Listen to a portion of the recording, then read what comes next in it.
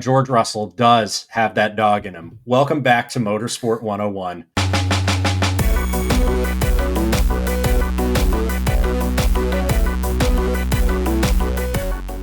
That's one of the better ones we've had in recent times. Welcome to episode 409 of Motorsport 101. I'm your friendly neighborhood host, Dre Harrison, and all hell broke loose in Brazil. Why is it always Brazil? It's always Brazil, without fail, every time. Like, when was the last time we had a quiet Brazilian Grand Prix weekend? Like, gear's been stolen. Also, like the place has been held. The place has been held captive. We've now got. You know what's funny as well? This is another Red Bull episode. Again, I'm sick and fucking tired of talking about Red Bull. Main character energy. Honestly, I was joking when I first said that about them in Mexico. I can't joke anymore. They really are the main characters now. It is ridiculous. Like, they didn't even win this weekend. We had a new team win for this season. They finally lost a fucking race. Yeah. The 10 race winning streak they had going into this one is over. And it's at the hands of, I'm checking my notes here, George Russell? George! This was a thing. George Russell has won a Grand Prix. An actual Grand Prix. Good Lord. Vengeance for the Barrambas. What a time to be alive. Mercedes has won a Grand Prix. It's like, this time last year, this wouldn't be considered a surprise, but yet, here we are. This time last year, this would have been considered an embarrassment. Right? It's crazy. Like, Merckx wins a Grand Prix for the first time this year, and it wasn't Lewis Hamilton. I'm shocked. This is ridiculous stuff. Right, before we get into the nitty-gritty of all the details, let's go around the horn real quick. First up, RJ O'Connell, who still hasn't stopped screaming George yet. Only dogs can only hear the last part of it. RJ. When we go through plugging where we are, I would just like to say that as of time of recording, November 16th, 2022, we do still have a presence on Twitter at motorsport_101. You can follow us personally at Harrison101HD, at RJ O'Connell, and at CBuckley917. We will keep informed as things change and develop. Hopefully not terribly. There are obviously pros and cons to being terminally online, terminally on Twitter.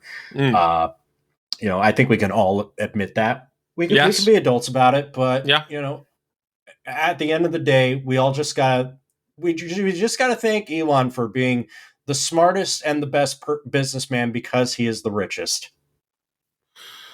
Oh. Apparently, and with that news, I'd like to announce my resignation from the Motorsport 101 network. Oh, no, you don't, Cameron Buckley. No, we're at a fork in the road, and you chose to stay. That's how we do this around here, okay? We're at a fork in the road, and I'm going to go walk into the swamp at the end just to feel something. Unbelievable. We help you last season, and this is how you repay us, Cam. This is Cam Buckley. Say hello, Cam Buckley, before you hand in your resignation. Hello, everyone. We might finally be rid of this guy. Mattia Binotto might finally be in the mud. I love that when Ferrari posted that tweet saying that they're totally not going to be dismissing Mattia Binotto at the end of the season, that I think everybody was just like, yeah, we don't believe you. Yeah. You need more people. Yeah, we went full football with this, where it's like, when the vote of confidence comes in, we have full backing in our manager. We all know what that really means. It means you're on the brink of getting sacked and you need to start winning, like, now. On the other hand, at least Mattia Binotto can go work some more on his jump shot. Oh, yeah. I would not be surprised if he is on the Brooklyn bench tomorrow. Oh, yeah. Like they need all the help they can get, given they just got 20 balled by the fucking Sacramento Kings. Oh, Lord.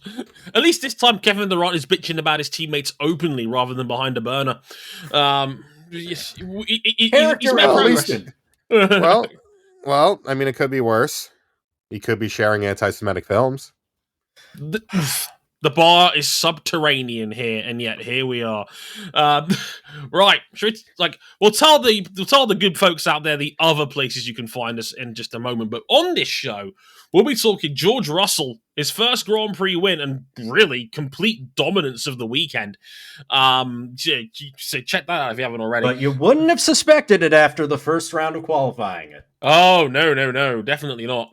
Then we get into the Red Bull section. It's becoming a weekly segment on this show. It's a bit like how on the Jimquisition, Stephanie Sterling talks about, fuck Konami news. This is now Red Bull news. So, oh, thank God for them. Thank God for them, indeed. But and by that we mean really no. But we'll be talking about Hamilton and Verstappen 5. The Shove edition. And we will also talk about Max ignoring a team orders call because reasons. I suppose apparently he has reasons and he gave them. That's good to know. And we'll get into the fact that I'm checking my notes here.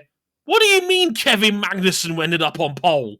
Oh, jeez. Okay. Obviously, you can find us real quick. YouTube.com/Motorsport101. Facebook.com/Motorsport101.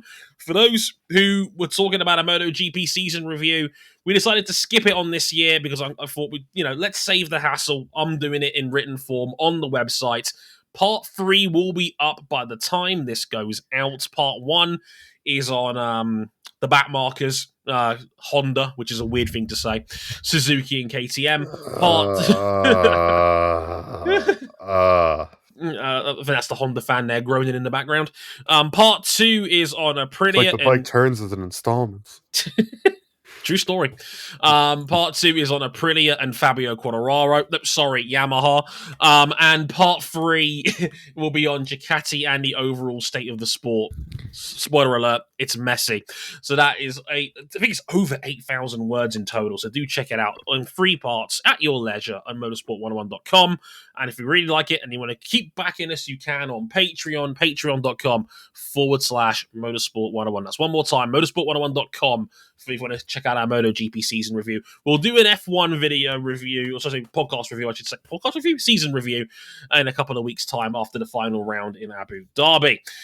Right, let's get into the 2022 Sao Paulo Grand Prix do Brazil. Do.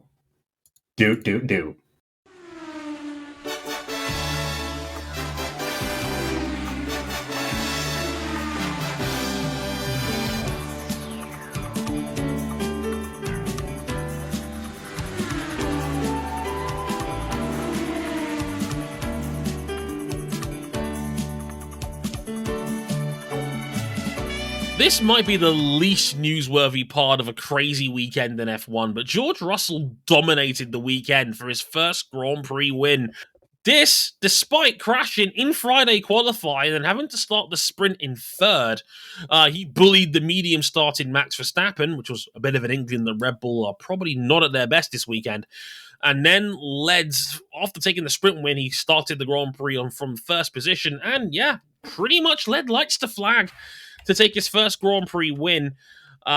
He had to hold off Lewis Hamilton at the end. There was a late safety car, which I think Fernando Norris's car dying later on. I think we had a 12-lap, I want to say, sprint for the finish. And, Hamilton just didn't have an answer for George Russell in the end. So, despite all that, Merckx gets their first win of the year. George Russell wins his first Grand Prix. The first non-Red Bull 1-2 finish, I believe, since Bahrain back right at the start of the year. Absolutely nothing else of controversy happened. Honest. So, gentlemen, first and foremost, what did you make of George Russell and Mercedes' performance over the weekend? Sometime crow now, Mr. Harrison. I was hoping you weren't going to mention this. You know what I think it was?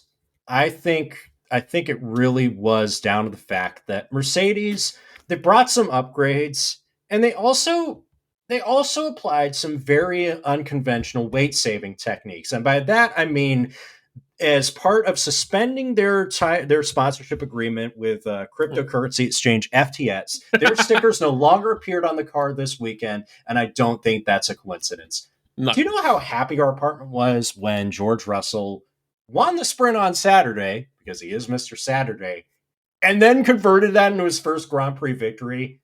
My partner's a huge George Russell fan going back to his days at Williams. So my partner was very happy. I was very happy for my partner.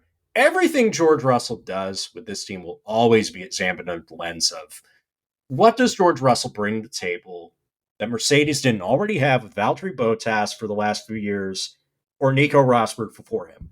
And in kind of a sick way, Mercedes being way off what they've been for the last 8 seasons, that really helped George find his footing in a lower pressure environment than he probably would have if he was in a championship caliber car right from the start of his first full season with the team, where people would have been expecting him to take a title challenge to next weekend at Abu Dhabi, if not beating Lewis Hamilton comprehensively. George Russell is one of the most impressive junior Formula prospects to come along. Not many guys go on and win the Formula 3 and Formula 2 titles in consecutive years in their first season. Sometimes it's just good to have faith that top prospects are top prospects because they're that good. And he's, now that he is in a car that's capable of running in the top half of the field most weekends, people now get to see that. What do you reckon, Cam, before you dunk on my ass? Oh, I'm just going to go straight into the dunking. I remember a Discord call a long time ago where myself and like 4 other members of our Discord were trying to get this guy to understand what Mercedes was picking up with George Russell that they weren't getting out of Valtteri. Well, unless Lewis Hamilton has a hell of a weekend in Abu Dhabi, he's going to outpoint Lewis on the year. Yeah. You know how rare that is? That doesn't happen often. That's been done by Jenson Button and Nico Rosberg. Fernando Alonso and Lewis Hamilton tied their rookie year, let's not forget. Yes. That doesn't happen very often. It doesn't happen very often. And look, full disclosure, because I'm an honest man and I will take my L like a man, I've always been critical of the George Russell to Mercedes move. And the reason why I was always critical of it was because the leap was so strong from where he was at Williams to where Mercedes was. And I leaned more on the positive side of my critique of Valtteri Bottas, that I thought, well, it's not hurting Mercs too much. Start with the one that brung you, etc. And, of course, Russell was mighty impressive in the Bar Rhombus 2 years ago, but I also sat there thinking it's a one-race sample size and there was no Hamilton in that race. The true measuring stick of where Mercedes was. So I was critical. I'll be open to admitting that, maybe I thought that this was a bit too big of a leap too soon for George. And now this same weekend, Toto said he actually probably should have bumped him up a year early, which is funny, and I can't really disagree with him at this point. So I will take my L like a man. I was wrong about George Russell. I didn't think George had it in him. I really didn't. And, I was wrong. 48 hours before this victory, do we think anybody thought he had it in him when he dipped it on the wet paint in qualifying and caused a red flag? Speed wasn't necessarily the problem. Yeah. But I mean, looking at kind of the build up in the last couple races, Mercedes has upgraded their car far deeper into the season than, well, frankly, anyone else. Last Red Bull update of significance was in Belgium. Ferrari doesn't know what the word upgrade means because every time they put one on the car gets worse. And to be fair, they said they've stopped developing because they hit the cost cap limit. Oh, Ferrari. Yeah, they admit the temple of efficiency and the temple of efficiency and correct spending. Yeah, they admitted this weekend that they hit the cost cap limit and they can't develop the car anymore. That is hilarious. Yep. Rest in piss, Ferrari. Rest in piss, that entire core. Dude. You will not be missed. But you could kind of see this coming in the last few races, and Mercedes were pretty much the fastest all weekend from the sprint onward, just by virtue of being able to get the medium tires working when seemingly no one else could. And George was pretty much untouchable from lights to flag. No one challenged him. Yeah. Perez couldn't keep up with him, and post restart, Lewis could keep up with him, but really couldn't make any inroads on him. And incredibly, first win in F1, he pulled maximum points from a sprint weekend. Full points in the sprint, fastest lap, and the race win. That's a pretty good weekend. He's now 25 points ahead of Lewis Hamilton. Hamilton basically needs to win this race, and George Russell has to finish outside the points in Abu Dhabi to break even. You know, I don't think this is indicative that Lewis Hamilton is washed. No. It just means that George Russell is really good. We'll see how the dynamic plays out when they're in a better car. I don't think Lewis Hamilton at 38 years old will benefit too much for going into the business for himself next season. But I also figure that there's going to be a little bit of needle if they end up fighting for a championship against one another. Oh, they will be. Look, this happens every time. There's never been needle between Mercedes teammates in a title fight. No, never. No, look, I remember those two fell out when they were best mates of 15 years prior. Look, Hamilton's turned a corner in terms of maturity since then, given we're now in, 2022, going into 23. But I do also kind of fear that Mercs absolutely lean into the we love each other as teammates, lovey-dovey vibe, and then of the top 3 teams, they were the ones that did not have a major team orders controversy in the closing laps of the Grand Prix. Right, because Mercs pretty much were like, hands off, you're free to race each other. Just be respectful, obviously. But if these two compete for a championship next year, which there is a decent chance they'll be doing that next year, this is not going to last. Trust me. Friends don't compete for world championships. Unless you're Aleix Espargaro, of course. But besides that... So other than this year, you're correct. Yeah, pretty much. MotoGP was the year of friendship this year. Aleix Espargaro and Fabio Quartararo are best mates forever. But besides that, I mean, look, I don't expect this lovey-dovey shit to last because they got nothing to fight for besides pride. Mercedes and an outside shot at second. It's not even an outside shot anymore. If a Ferrari retires, they have a legitimate chance to relegate Ferrari to third in a 2-horse race. Ooh, they're 19 points out. They're 19 points out with one race. It's 19 points. It's only 19? I thought it was a bit more than that. Holy shit. Okay. It is 19 points, though. That is precarious. If Mercedes pulls a good result and fucking one Ferrari retires, there's a legitimate shot Ferrari will lose second in the constructors. Good God almighty. Ferrari will have spent all this time cruising at altitude, falling a couple thousand feet per second through the sky, getting it back under control, and then plunging down towards the earth. A lot of money at stake next weekend. A lot of money at stake. That's going to be fun.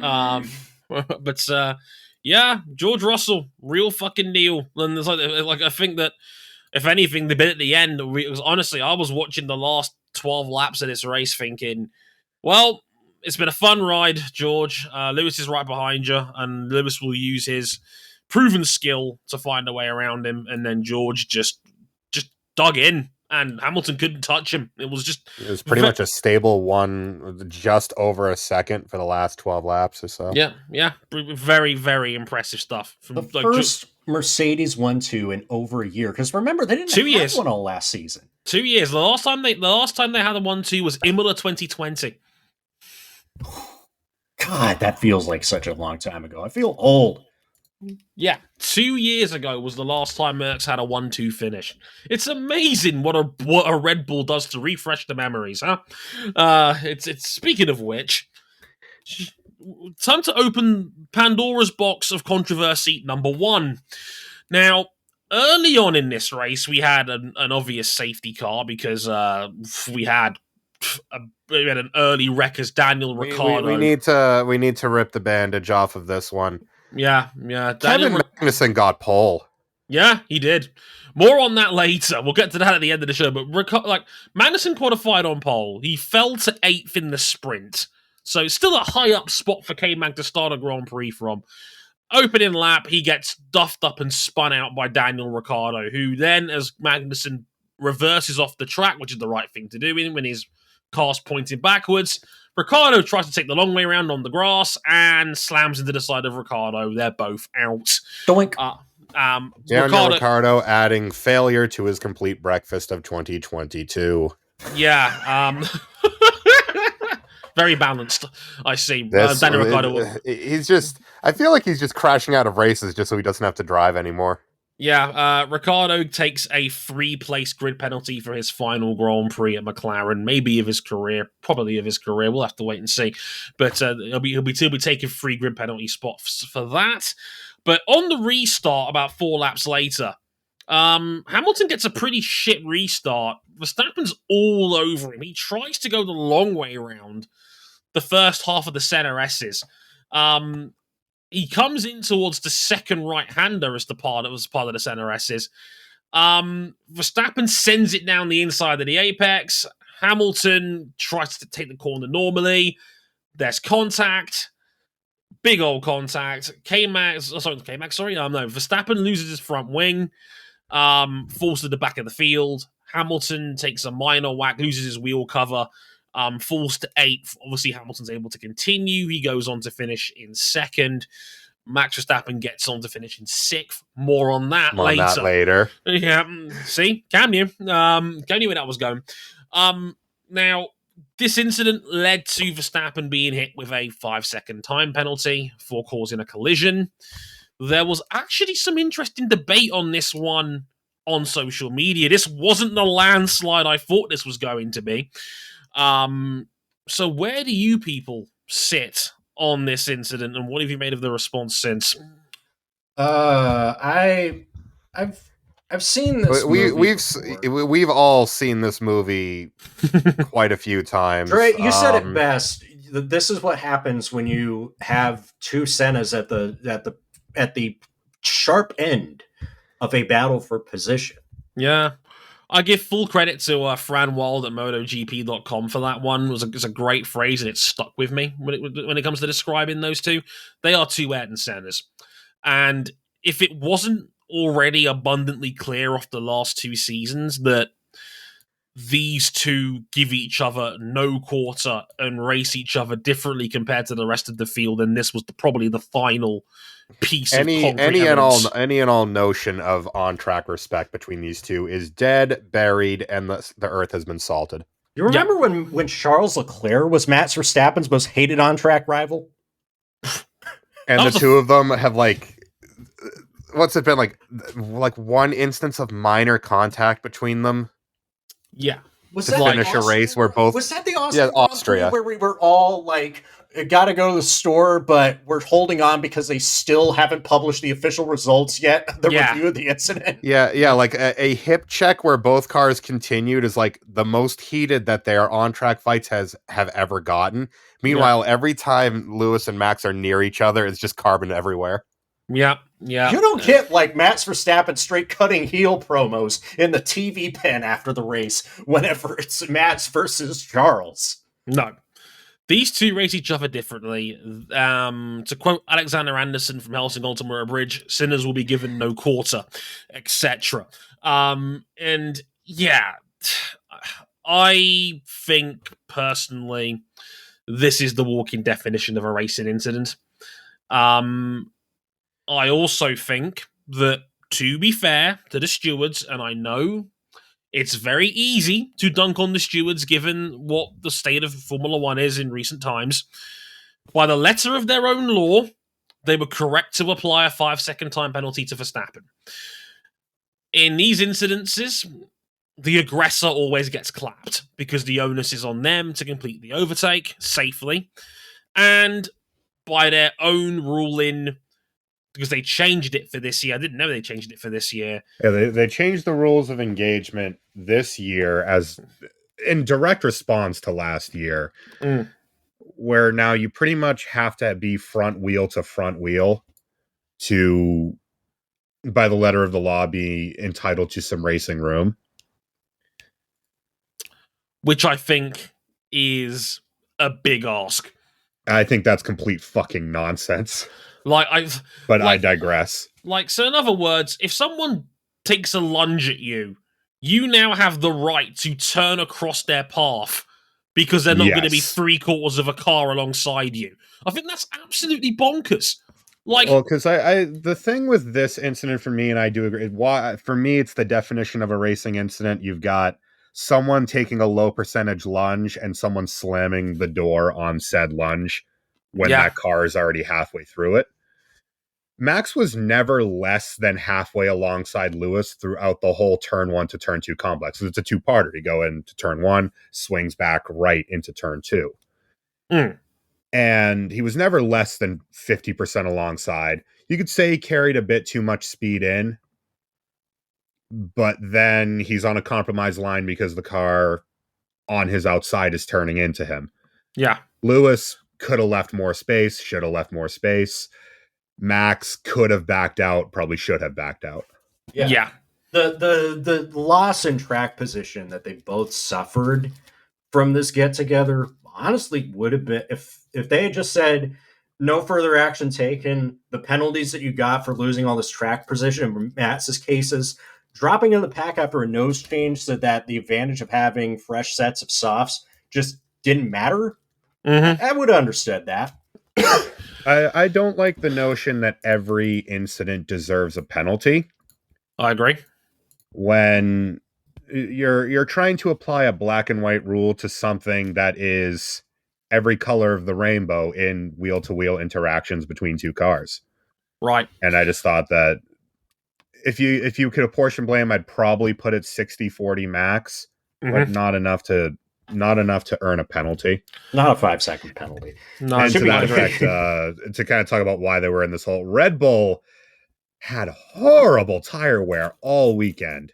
And it was a weird situation where the only viable tire was the soft because the mediums would just grain and the hards were impossible to switch on. But then the softs were doing their job and weren't lasting the whole distance because it's the soft. Yeah. And Red Bull, they just, I think that they could have piled on a lot more downforce. They were so much faster than everything else in a straight. And they just left the down as if they was going to make them vulnerable in the race, and all it did was just butcher their tires. Yeah, that's a strange thing because we talked about it for so long that like this Red Bull is pretty good on its tires, at least Verstappen is. And we know Perez is a tire whisperer. It was basically a repeat of Austria, where they were just butchering the tires after 6 or 7 laps. Yeah, it's like, and regarding like the post race comments from Max, and I think we'll get into this a bit with the next Red Bull topic. I think for me it's just Max saying shit because he's mad. Yeah. I don't read into most of the shit that drivers say immediately after a Grand Prix because, unfortunately, this is a highly strung, emotional job where guys drive 1,000 horsepower, 210-mile-an-hour race cars for 90 minutes at a time with their jobs on the line at every opportunity. Maybe let's not interview these guys the moment they step out of a car. As the whole interview was just the definition of saying shit to say shit. Yeah, and I think both Red Bulls were guilty of that, and I said we'll get to that in a minute. Like, I do not take these guys at face value on anything personally anymore, and I've learned that through many interviews. And I just think we like to pick and choose what to take seriously and what not to, and depending on who you like and who you don't like, which is, I think, generally my overall vibe about this incident. It's your side will most likely come down to which one of these two drivers do you like more. And that, I mean, I take at face value that these two kind of don't respect each other on the track as much as they do other drivers around them. Yeah, that's what I take at face value. Yeah, the thing that also confuses me when it comes to the ruling on this penalty. Remember Spa? Yeah. Remember when Alonso and Hamilton just game-ended each other at the end of the Kemmel? Yeah. Why did the car on the outside get the penalty that time? I don't understand. Why would Michael Massey do this? We still fixed stewarding, folks. Now, I don't want to get into a game of false equivalencies so much because people were very quick to point out the Esteban Ocon incident from 2019. Ooh, classic. One where I think the car on the outside, in this case Max Verstappen, was being quite stupid and slamming the door. Yeah, and We're like, well, which fault is it then? And I'm like, well, to be fair, Esteban Ocon doesn't have anywhere near as much of his car alongside Max when he goes to try and unlap himself. And two, I can also think that Ocon getting a 10-second stop-and-go penalty for that incident was ridiculous. Like, that's Maybe not... both incidents were really stupid from both drivers involved. Were they as stupid as Lance Stroll cutting across Sebastian Vettel? Not even close. Lance Stroll, I'm begging you. Watch the Gran Turismo Sport etiquette videos. You don't want to do things that make you look bad. The best part was Vettel's response to it on the radio. It just came as like okay. My man gave us the... Just drove around him at the end of the lap anyway. It's like my man gave him the full One Punch Man treatment, just like, okay, fine. Let's drive around you later. Okay. Yeah, I think this was the definition of a racing incident. I think justice was ultimately served, I think, in the end, given how it all played out. I don't think the stewards need to make a call on everything. I think there should be a grey area because, hey, guess what? Most overtaken instances have a grey area, and it's okay to maybe take your hands off the wheel every once in a while. It's fine, right? And yeah, I overall think this was just a racing incident. I just think it's going to be highly charged to discuss it because of the two men involved, and that's just how it's going to be, unfortunately. Thankfully, nothing else of controversy happened with Red Bull over the course of this week. Controversial moment number 2. Don't ask me that again. In the final stages of the race, Sergio Perez was struggling on his used mediums. He got out of the way for Max Verstappen to try and attack the Alpine of Fernando Alonso. Red Bull told Perez that Max would give the place back if he couldn't get past him. Max tried and failed to pass Alonso on the final lap. He also refused to give Perez his 6th place back. Max Verstappen said he failed to give the decision back because, quote, he had his reasons. Sergio's response, it shows who he is. Perez actually went a little bit deeper than that. He also said the reason he has 2 championships is because of me, which, okay, Sergio. Both men have since said that the matter has been settled in-house, and Max went one further and said he'd be prepared to help Sergio get 2nd in the championship in Abu Dhabi if need be. Of course, we, the internet, don't take people at face value anymore, so we have now we just said we don't take these drivers at face value. Yeah, we don't. See, remember I said we're very selective about this? Yeah, apparently we're already making rumors that, hey, Sergio Perez might have fucked Verstappen's mother or some shit, because we're the internet, we're a highly mature community of fans. And they'll be easily the best taste in men that she's ever had. I'm not even gonna acknowledge that. Holy shit! When there is a team orders, non-team orders controversy in Formula One, think back to all the cases you could think of. Multi 21 in Sebang 2013. Alonso's faster than you in Germany 2010. Back-to-back Austrian Grand Prix where Rubens Barrichello had to give a win away so that Michael Schumacher could go ahead and win a championship that he was already odds-on favorite to win. In any one of those cases of team orders being applied, or in the case of Multi 21, team orders being refused and drivers going on a race for the win anyway, the typical rule of thumb is that nobody really gives a shit unless the driver who already has the leverage, has the benefit, already is the number one driver, is already having all the success. Nobody really gives a shit until the driver that has all the power benefits from it. And then it is an egregious, terrible, terrible, terrible thing. And that's kind of how I feel about it, because this one wrangled me the wrong way. It's like, Max Verstappen, you've already clinched the championship. Red Bull's already clinched the constructors. You don't need the extra 2 points. This was just, for me, I just look at this with one massive, but why though? Because Max doesn't need to assert himself any more than he already has. He's beat Perez into the dirt for 2 years. He's beaten everybody in the dirt. to the point that the fairly equal quali record to start this year, when Perez started off hot, has converted over to one of the most lopsided stats in F1.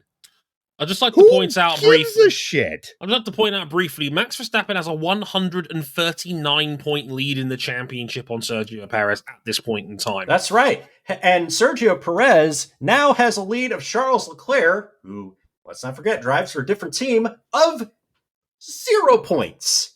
Because More on them tied. later. More on Ferrari later, because man, the roast is delicious.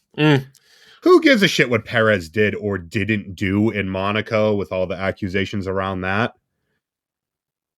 What is the benefit of making an enemy out of him? Nothing.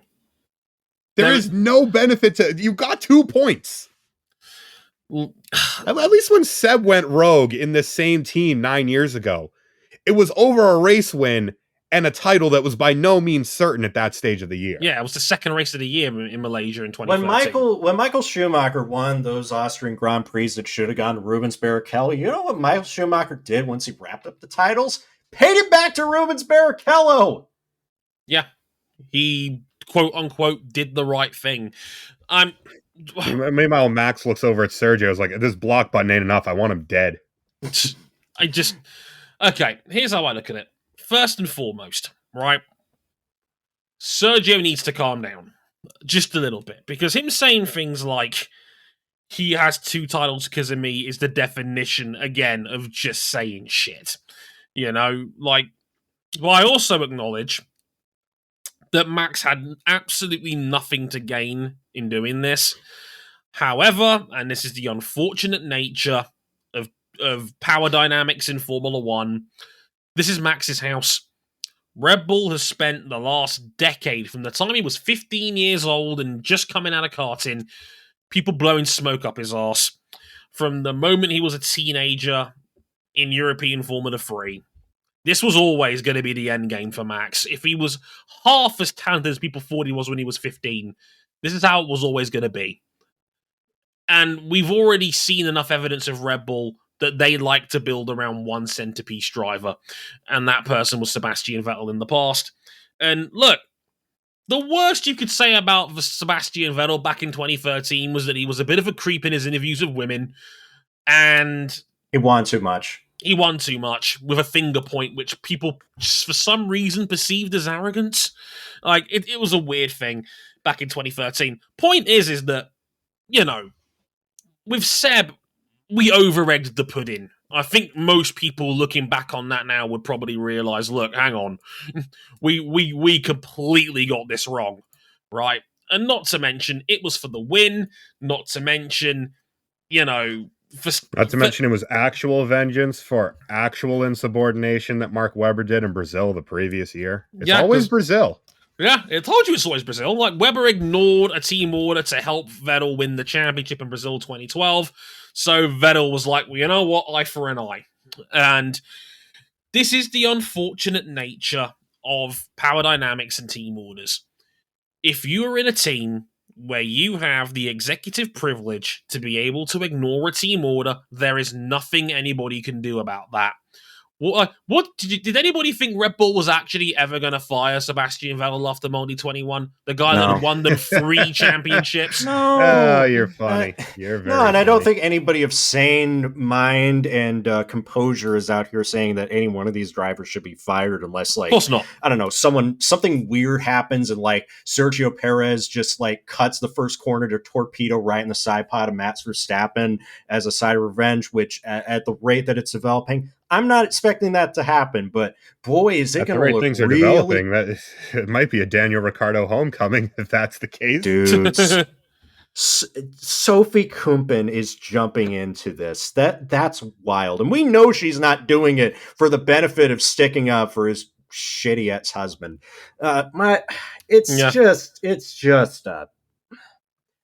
I respect that this is Max Verstappen's house. And I know that Max Verstappen is the best driver in the sport right now. I don't like the way this played out. I'm sorry. I don't like it, and I don't have to like it. No. For me, it just lands as all so unnecessary. Yeah. That's what it is. That's why I don't like it. It's unnecessary. Sam Collins put it best on F1 TV.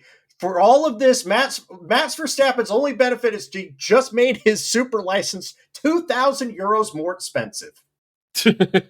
And while you don't get bonus points in the Constructors' Championship for 1, 2 in the driver's standings, you think Red Bull would be presented with the opportunity to take an accolade that they've never taken in all their successful years? I don't think Red Bull gives a flying fuck. But do you think they would just did with Mark Webber? Do you think they would be offered it and just be like, no, thank you, and swat it away like a child swatting away a plate of broccoli? No, I just don't think they especially care. I love broccoli, though. I love broccoli too, but the thing is that everybody there knows that there's nothing they can do about this. Max is just being Max. They'll talk him off the ledge from one of his angry spells, because Max has had a knack of saying dumb shit whenever he's heated. He needs a he needs better PR people than like his dad and Tom Coronel. I have all the respect for what Tom Coronel accomplished in. But this whole thing stems from like this tale that like when Sergio Perez stuffed in the barrier in Monaco, he said it was on purpose, to which Sergio Perez didn't have a contract for 2023. Why would he, one, put his own livelihood on purpose just to anger his potential future employers, and two, brag about it to their face? Conspiracy brain is just wild with these people. People got in their heads. We're beyond brainworms. We've been promoted to boa constrictors in our brains. As I'm currently hitting the gritty for Sergio Perez. Yeah, I mean, we love a good conspiracy. We love, like, people like us on Twitter love thinking we know more than the people within F1 from our comfy armchairs and watching race reviews and sticking them on Twitter. I would know. Like, I find it very hard to find a conceivable motive for Perez to even consider that, which, given, as you said, RJ, my man was a free agent at the end of the season until that Monaco weekend played out. And it ultimately didn't have an impact on the Drivers' Championship. If Max Verstappen was doing this because that win at Monaco for Perez was costing him a world championship, I'd have maybe understood a little more. I wouldn't have liked it still, but I would have understood a little more. It didn't have an impact. It was just a feel-good moment early in a season that would go on to be dominated by Max Verstappen anyway. He is making up a guy in his head to be angry about. Yeah, it reminds me a lot of the Beef History episode I watched on SB Nation about 3 years ago, when we had Shaq talk about that he made up a story that David Robinson turned down an autograph request when he was like 9 years old, despite the fact, by all accounts, David Robinson seems like the nicest man in basketball history, and it sounded completely cockamamie that he would ever do something like that. And then Shaq, after he retired, was just like, yeah, I made it up because I need to make up a guy in my head to play at the level that I do. Yeah, sorry, David. I sincerely apologize, etc. Yeah, it was silly, but that's what some elite athletes do to motivate themselves. And yeah, I think it's a bit wacky, but then again, I will never understand how these people's heads work, because I am a silly fat man from London recording a podcast from a desk, not a elite level Formula One driver. That's just how this shit goes. Yeah, I think all of this was just completely unnecessary. Red Bull just heating their own bathtub with a toaster for no good reason. I just don't like. They're just drinking their own bathwater. I just don't understand the logic here. Like again, we'll see what happens in Abu Dhabi. Look, Perez has got a very good chance of taking second, regardless, because Ferrari are just not at the races. This is one of their better Grand Prix in recent times, funnily enough. But like, you say that. Well, to roll over a quick recap of Ferrari's weekend, they looked awful in practice. They did. They split tire strategies unnecessarily in Q3, costing Leclerc a legitimate timed lap. Yep. Although Carlos Sainz had an engine penalty to serve because they burned through so many engines this year. 6. And then Lando Norris took it upon himself to spread the sickness around and kill Leclerc after the first restart, when we were all arguing over who was at fault at turn 1. Norris just tipped Charles into the wall. And they recovered for a 3-4 in the wrong order, with Leclerc screaming on the radio, begging the team to swap them around. And then the team wall just did their best impression of Scar and Mufasa on the ledge, and the Ferrari pit wall says, "Long live the king," while just jamming their claws right into Charles Leclerc's podium hopes. I think the words our former co-host said on Twitter was, quote, "drown twink," on that one. So, like, it's funny. This was like the second, like, this was like the third highest ranking team drama of the weekend, was the fact that Ferrari openly rejected the chance to give Leclerc an extra 3 points. You know how rare it is that we have a team orders controversy in Formula One and Ferrari is not at the center of it?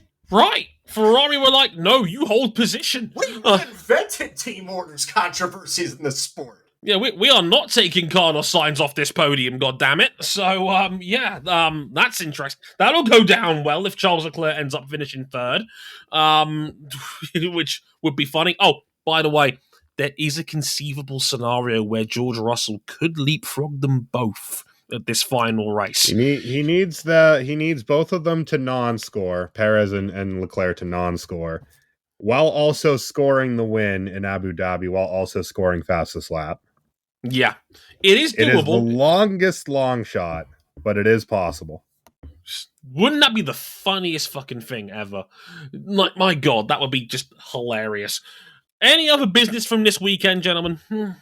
All of those things. All of those things, finally. It looks like I can drop my Ferrari hatred bit only slightly. Because if you believe all the stories coming out of the F1 media right now, Mattia Binotto is gone. We got the vote of confidence tweet from Ferrari 2 days ago. Yeah. No, like I said in the intro, nobody buys that they're actually sticking with him. Now, is this treating the symptom rather than the problem itself? Highly likely. Is the symptom really bad and needs to be treated? Yeah. I think he and Leclerc have completely fallen out at this point. If you hear just all of the discourse around the team, that it's. I talked about this last night in our Discord. This season by Ferrari, I cannot think of a season where a team left more points on the table from more races. I cannot think of one. The only thing I could even come close to was Williams in 02, because that BMW engine, man, it was powerful, but didn't hold itself together very well. It's always bad when you're the main character of every Formula One race weekend during the summer, and that was Ferrari. And even then, this weekend, I mean, they had enough pace, perhaps not to win, but at least be in the fight. And to be fair, Carlos Sainz was there. He was pretty much on the back. But Carlos had to go off strategy because he had a tear off in his brake duct. That's not a Ferrari screw up. That's just plain bad luck. Yeah. Sainz drove really well this weekend, in all fairness to him.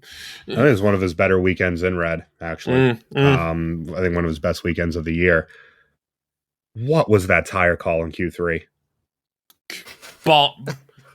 Batshit crazy.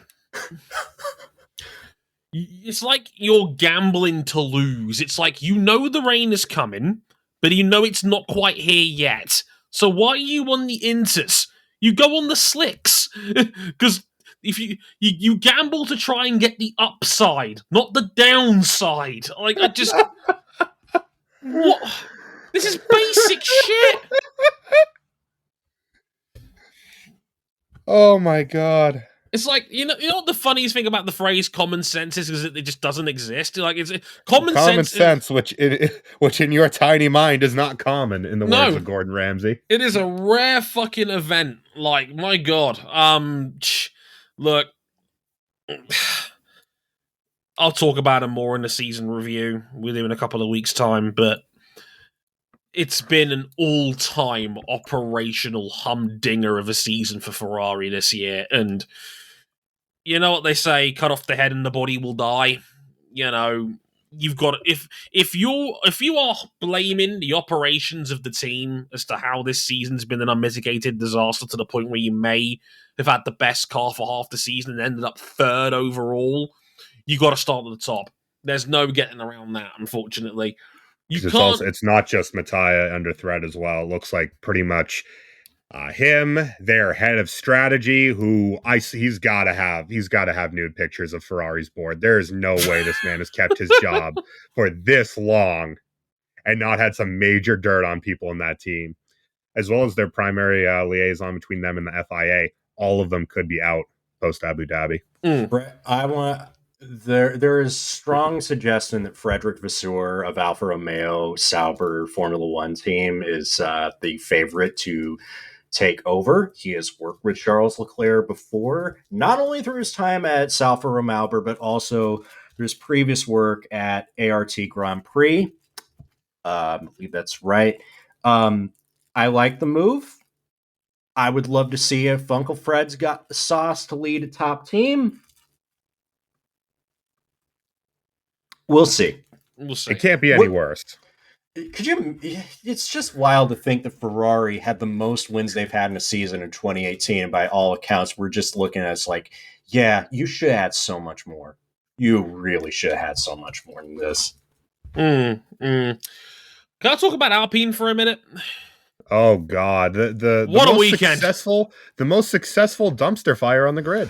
Well, Alpine is a hot mess. Like this is a fine way of summing up Alpine's weekend. The sprint happens.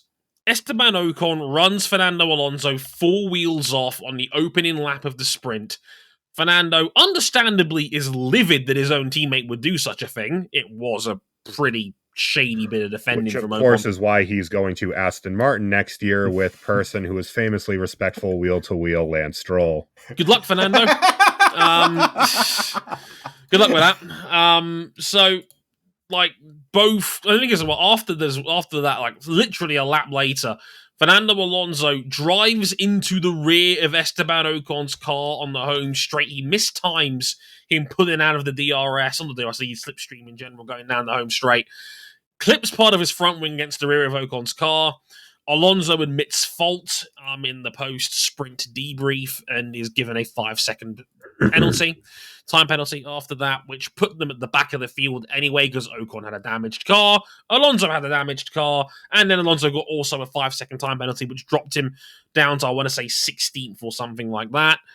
So, of course, both cars go on a rampage during the race itself, including Fernando getting a very well-timed late safety car at the end to switch to the soft tyres and go on the charge.